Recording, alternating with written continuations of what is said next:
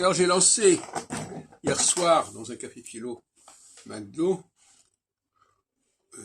ça n'a pas été enregistré d'ailleurs je crois, la question du jeu d'échecs. L'histoire du jeu d'échecs. Vous savez que j'aime beaucoup scruter les traditions, les langages, et le jeu d'échecs a une histoire complexe qui méritait d'être explorée. Alors, je n'ai pas encore abouti complètement, mais j'ai un certain nombre de lignes que je voudrais vous signaler et que je reprendrai, corrigerai éventuellement par la suite. La question est de savoir, non, premièrement, il faut savoir que le jeu d'échecs se divisait en 4 groupes, et pas en 2 groupes.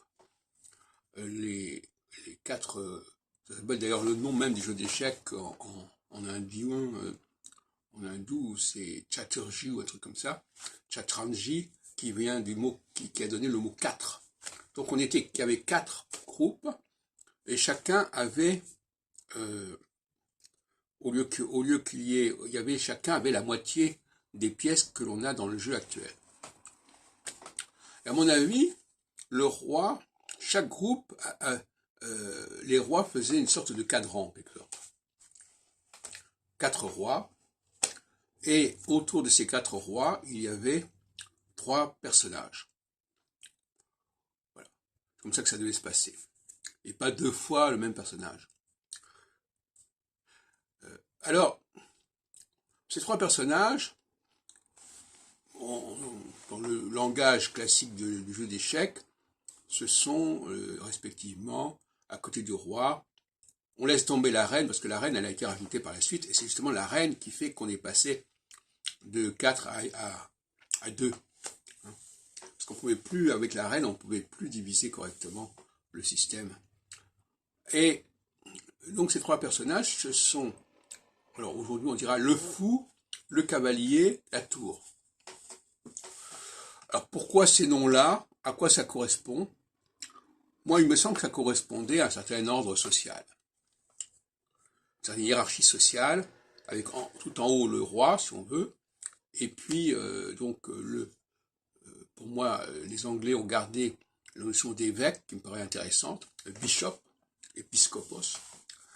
Et donc, il y avait le clergé, les cavaliers, qui sont peut-être la noblesse, si on peut dire, et puis le peuple, qui était représenté par la tour. Alors, certains veulent nous faire croire que l'origine du fou, c'est l'éléphant. Effectivement, dans les langues sémitiques et d'Orient, de Moyen-Orient, fil ou pile, foule, c'est l'éléphant.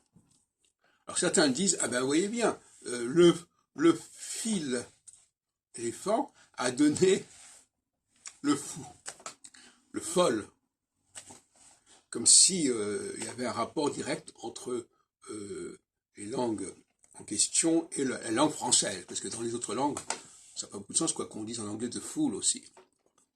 Donc il y a un problème concernant le fou.